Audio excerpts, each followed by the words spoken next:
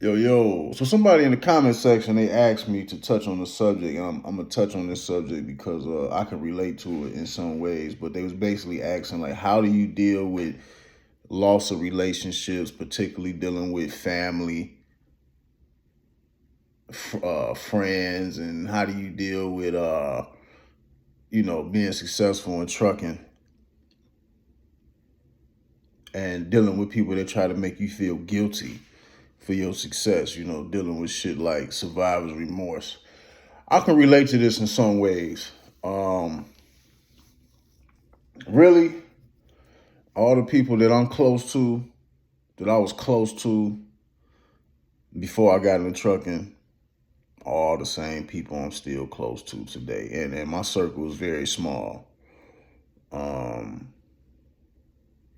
So yeah, man, if you if you had friends and you got into this trucking and you started to feel the degrees of separation, they was never your friends in the first place.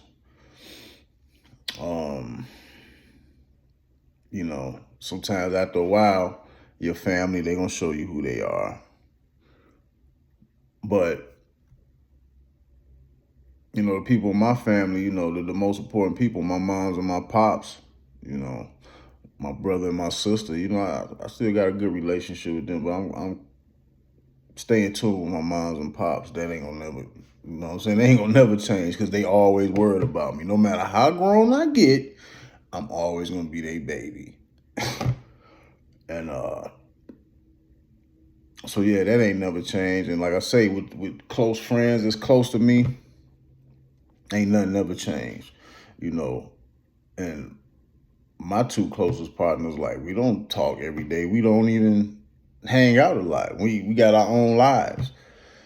Uh, you know what I'm saying? One of my partners has been a couple times that when he was up and I was down, I needed to borrow some money, which I hate. We both hate. We don't like asking people for shit, but it was times where we needed each other. When I was up and he didn't have it, I was there for him. When he was up and I didn't have it, he was there for me. And we got that relationship. We might not talk for 5 months, but he can call me, be like, man, man, I need 500. Hey, here you go. He ain't even got to tell me the story, and it's the same with him. So all my close people, which is only a few, I'm still tight with them to this day. Anybody else, other people, they really don't even fucking matter. But I have dealt with jealousy. Trucking definitely has put a wedge in the momentum of some of my romantic momentum at times. And I've touched on this in another video. You know, it never worried me, it never bothered me. But yeah, it has been some times to where, trying to build a little momentum with a lady, with a lady friend, and trucking being over the road, and this shit will fuck shit up. For real. Um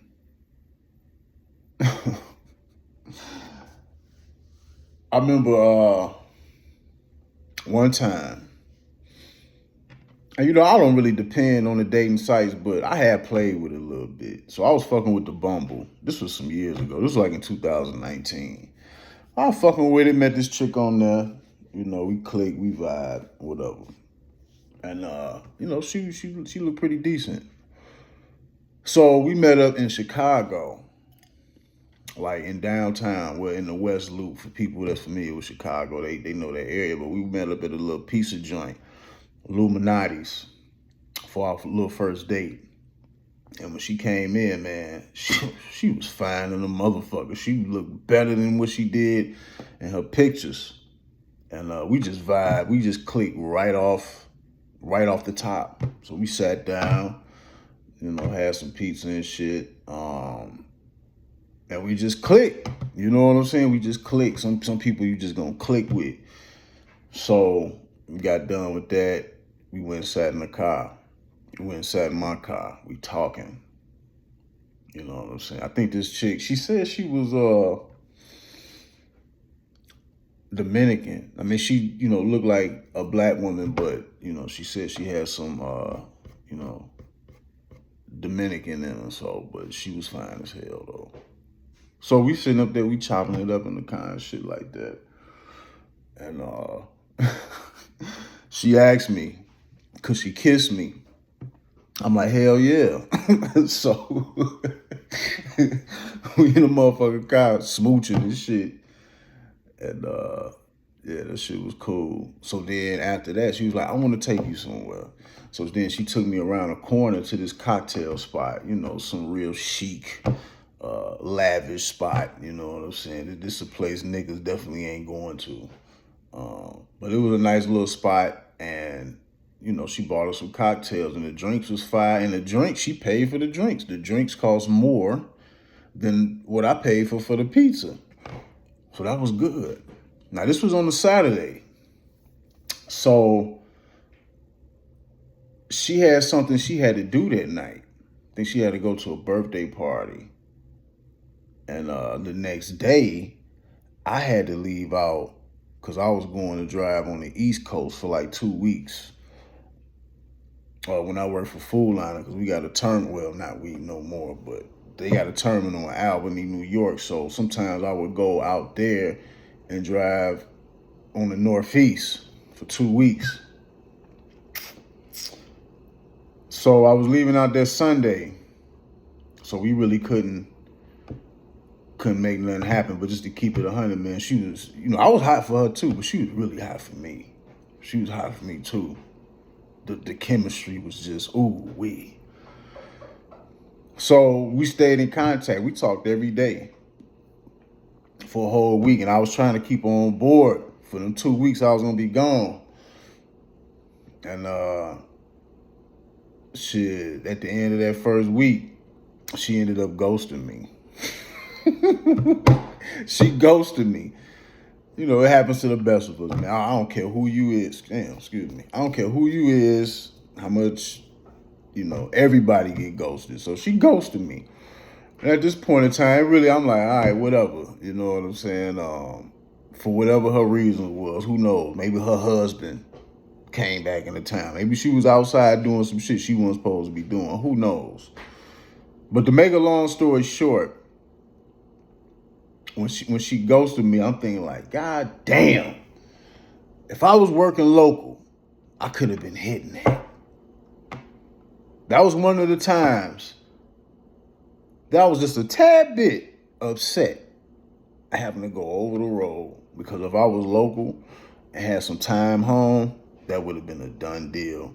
But you never know what be going on with these chicks, man. You can't really you can't be stressing over shit like that. But that was one of them times to where trucking fucked some shit up for me. And I really wanted to enjoy that, but it is what it is. So that's one example. I touched on, it's another example. A chick that I was just recently chatting with. You know what I'm saying? This particular chick at this place of business, at this store that I always go to. Been seeing her for years. So just through time, we built up a little rapport. You just cool, just on the speaking level. So something I don't really like to do that I did. I went on ahead and shot it down. You know what I'm saying? Like, hey, we need to we need to get up some time, whoop-de-whoop. He was like, yeah, cool. So, we chopping it up. So we ended up going on a date. Went to a little restaurant, a little Mexican spot. Shit was cool, the vibe was cool. And after that, see me, if I go out with a chick, I have no problems with pursuing. Not finna chase you, but I'll pursue you. You know what I'm saying? I put myself out there. And I court you the first time. Whatever we do, I court you. You know what I'm saying? If I invite you out, I'm going to pay for it, of course.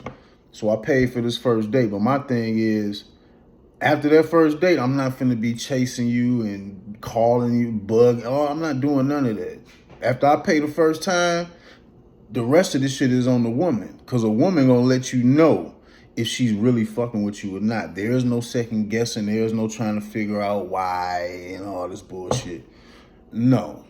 So, I don't know, the vibes that she was giving me, I feel like she really wasn't digging me like that, no way. You know what I'm saying? Sometimes women could allow you to entertain them because none of these women are single. Most of them are not single.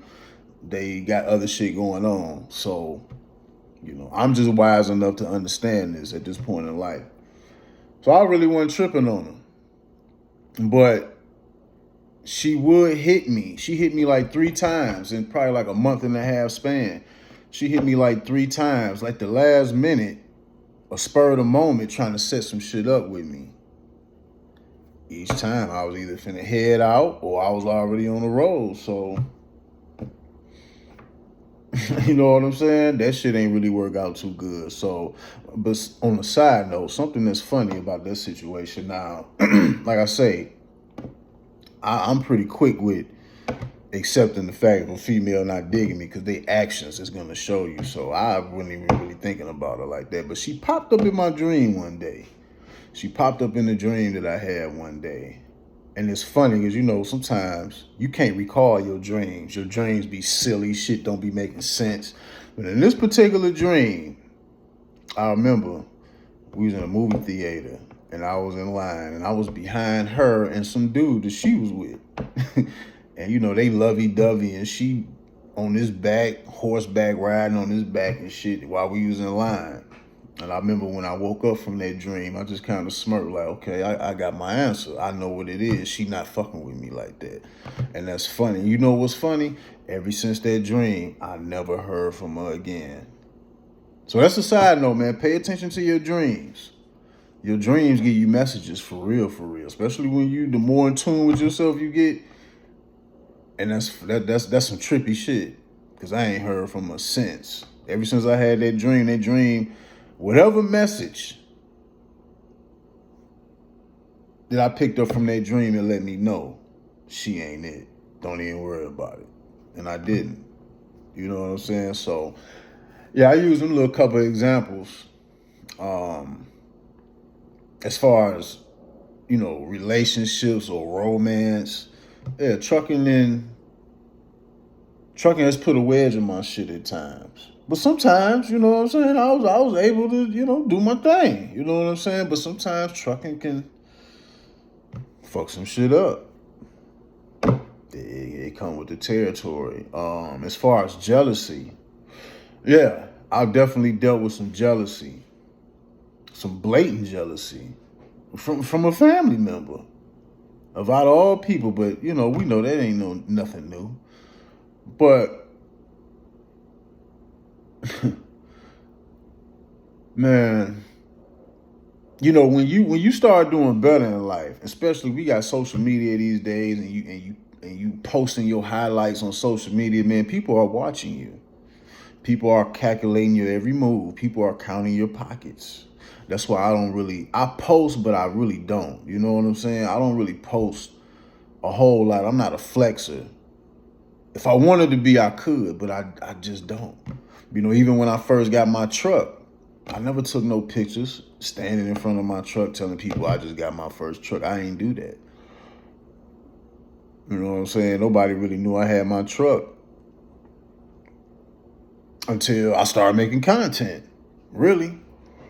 For the main reason, because I was happy and depressed when I got, that's a whole nother story, but I was happy and depressed when I got my truck. So I already knew what I was facing. I didn't really feel like it was no time to celebrate, but just overall, no, I never told nobody shit, and I didn't post it on social media. So yeah, when you start doing better in life, and people is watching you, they watching you. They watching your moves, and you think everybody's celebrating you, and they not. They're not. Some people are building envy and resentment for you. You don't even know it. You know, I got a cousin, man. He a few years older than me. Never had no problems with this person. Was always cool. You know, we wasn't the closest, but, you know, he one of them family members. You know how you got them distant family members when y'all chop it up, when y'all talk, it's always, it's always a good feeling. You always have a good conversation. Like I say, I never had no problems with this cousin. We never had no fallouts, nothing. Now, my few of my other immediate cousins, he done been into it with them, but me and him ain't never had no issues. And this cousin, he's a little bit more closer with my mother. They talk a lot. So this was like a couple years ago, man. I'm real heavy into colognes. And at this time on Instagram, man, I took a little picture of a few bottles I had of colognes. Like, I didn't show all the colognes that I had, but it was just like a little artful picture of the cologne, few bottles of colognes that I had. So I posted up on Instagram, and cuz came in the comment section and said some sleek shit. Nigga say, yeah, I didn't know a man was supposed to have that many bottles of cologne. So when I seen the comment, I'm like, oh, I see you. But I didn't respond to him in a malicious way. I forgot what we said, but, oh, you know what I'm saying? I didn't come at him crazy because I already knew. Like, yeah, I think cuz on some hating shit. So I always kept that in the back of my mind about him. And even after that, we even chopped it up on some other shit. Like I say, everything was always cool with me and him. So fast forward a couple years later, which this was last April, as a matter of fact. My mother had texted me. As a matter of fact, I'm coming home from Brazil. Matter of fact, it was my last day. I'm finna get ready to hop on the plane. My mother texted me talking about it's an emergency. But I know how my mother is. It wasn't no emergency. She just be dramatic. So I waited till I got home to respond. So when I got home, I went to my folks' crib. She was talking about, so she sat me down. She's like, Vonnie, baby, I just want to tell you, everybody is not gonna like you, woo-de-woo, all this. So I'm like, yeah, but what's happening? So this same cousin, she was on the phone with him. My cousin, he was about to get married. So I guess he was trying to make reservations or arrangements and see how many people that my parents was gonna come, because it was just supposed to be my parents coming to his wedding because he really couldn't afford to have no big wedding. My cousin stay out of state on the West Coast.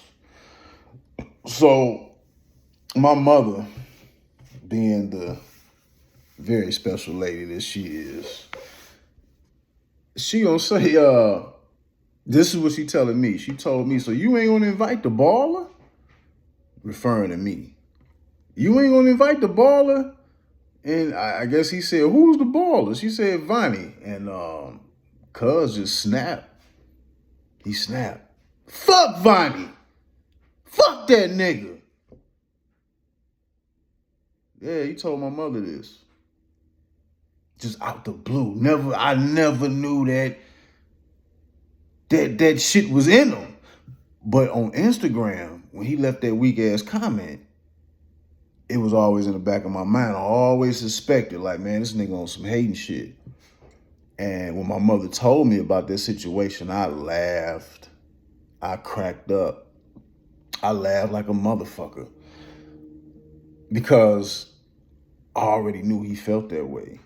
You know what I'm saying? I didn't feel no type of way. I wasn't angry. I wasn't salty. I wasn't mad.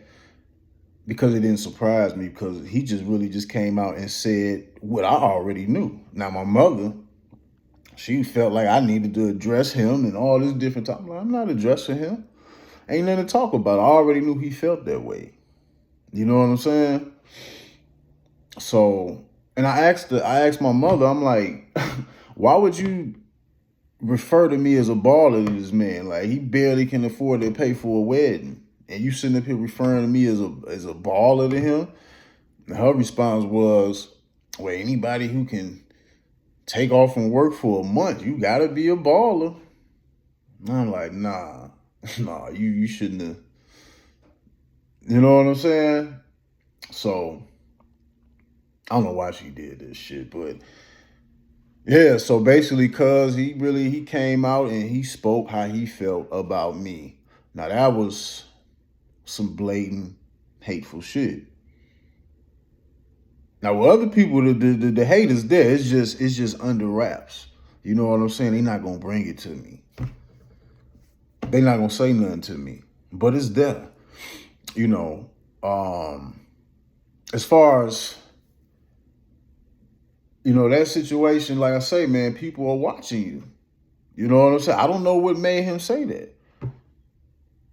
Cause he see me doing better in life. I mean, cause you see my highlights here and there. I take a few pictures or something like that when I'm traveling. I mean, I don't really do too much. But like I say, man, people are watching you. And you don't know how people really feeling about you. You know what I'm saying? When you really start doing better in life. So I thought that shit was funny. That shit was hilarious. I don't feel no type of way. I still got love for him. Because his problem with me is not my problem. That's his problem. So when it comes to survivor's guilt, I don't feel that shit. Because I don't feel sorry for these niggas. Mm-mm.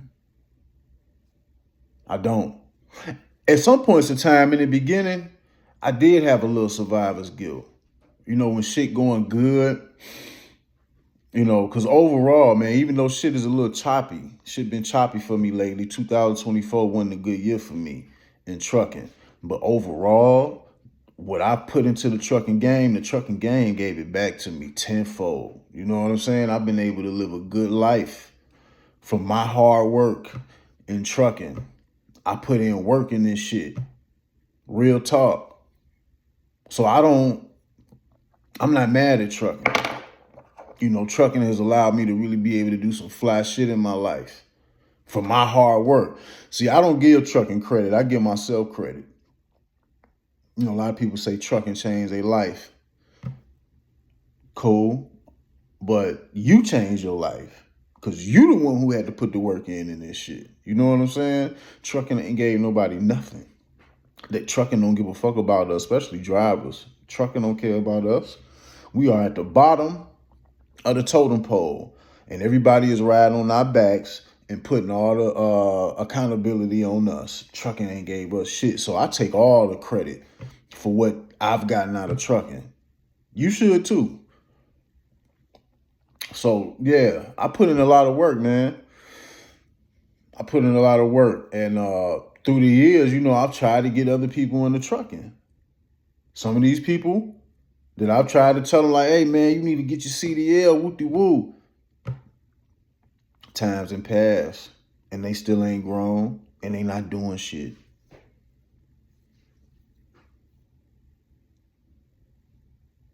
Motherfuckers is broke. But they in relationships, though. I've tried to tell people. So I've even tried to try to get close people around, like, hey, man, we need to get our passports. And this was way before I heard anything about fucking passport, bro. Like, I just wanted to travel. I remember I told another one of my cousins, like, hey, man, we need to get our passports, man, start moving around the world a little bit. Expand our horizons. Cuz told me, man, I don't know, man, because they might not let me through customs because of my name. My cousin got an African name. One of them. And when he told me that, I'm like, okay. Gotta leave you, gotta sit you on, leave you in your own box, leave you inside your own mental prison, and leave you right there. So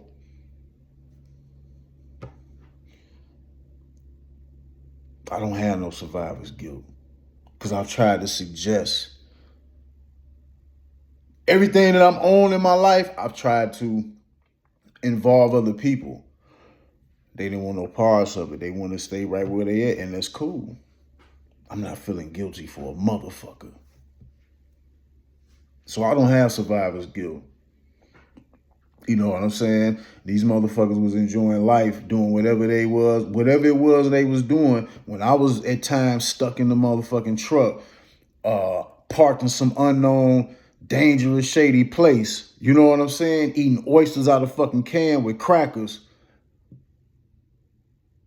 On my grind and on my journey, I don't have time to be worried about how other people feel or how they feel about what they think I got going on. You know, if I'm posting up my little highlights or whatever it might be, whatever is going on in the background about me, I don't have time to worry about that. And I do not feel sorry for niggas. And you shouldn't either. Because you putting in this work, not them. I do not care at all. Yeah, I had survivor's guilt at some points. I have. You feel a little bad. You growing. You know what I'm saying? Trucking has given me, I have earned the most freedom and sovereignty I have ever earned in my life through trucking. To a high degree. I'm not totally free yet, but I've experienced the most freedom I've ever experienced in my life. And a lot of people, they still stuck where they at. Because that's where they want to be. You know, I remember I asked my pops, I was talking to my pops about this shit one time, and I was like, man, why, you know, you try to give men advice, you try to, you want to see other dudes do better, and this, that, and the third. I just never forget my pops told me, like, man, sometimes what people where it is in life is where they want to be, because that's all they see themselves doing. And ever since then, I'm like, you right. And I shut the fuck up. So, yeah, in anything in life, not just in trucking, man, you grow in anything in life. You're going to have people that's going to resent you. You're going to have people that's not going to be able to come with you. You know, I'm so out the way. People think I live. It's people that think I live outside the country. You know what I'm saying? You know, little slick shit. You can peep little slick shit people be saying. You know, oh, where you went to this time? Cambodia? Motherfucker, I ain't never been in no damn Cambodia. You see where the fuck I'm going. You know what I'm saying? You see, you know where the fuck I've been going. But people say little slick backhanded shit. Hate. You gotta watch that shit. Little backhanded comments and shit like that. So the success, I feel successful. Am I rich? No, I feel successful because I've been keeping my word to myself. You know what I'm saying? I've been keeping my word to myself on my journey. It's always work to be done. It's always room for improvement. But altogether, I've been keeping my word to myself, which is the most important. And you shouldn't feel guilty. You know what I'm saying? Because we all make decisions, all of us. We all are accountable for the decisions that we make. And that's something I had to come to realize. So I'm not finna be running. You shouldn't be feeling sorry for other people who can't grow with you, who don't want to do nothing with their life. Or if you try to advise them, hey man, you need to get down with this, or you need to, you know what I'm saying? You got to leave people where they at.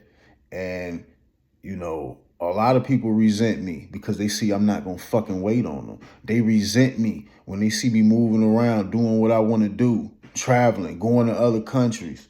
You know, I don't even post up the shit that I could post up. I keep it real light, you know. And real shit.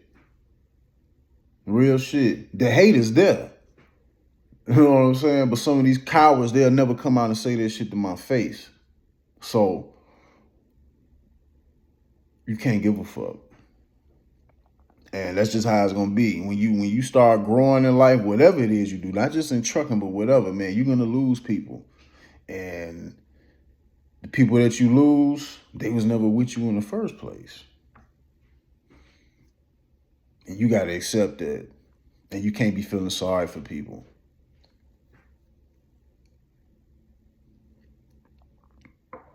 So that's how I deal with that. So, hey man, y'all stay up. Vonnie EC, another trucker.